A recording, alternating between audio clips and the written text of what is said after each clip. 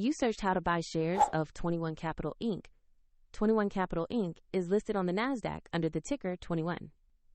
This short tutorial shows practical steps to place a trade and is for educational purposes only, not financial advice. To buy shares, you need a brokerage account, and we will use eToro as a neutral example to show the process. After signing up, you must verify your account, typically by uploading an identity document, and add funds before you can make a purchase.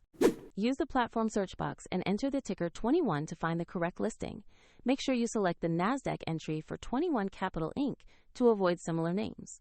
On the asset page, review basic company information and the recent price chart to confirm this is the right stock. Verify the company name, ticker 21, and the NASDAQ exchange before proceeding. Choose Invest or Buy, enter the amount you want to allocate, and check order details carefully. Confirm the order to send it to market. If the market is closed, the trade may execute when it reopens, and if you do not have enough funds, the platform will prompt you to add money before the order can be confirmed. After execution, your position will appear in your portfolio where you can monitor it. A link to eToro is in the description if you want to follow the example shown.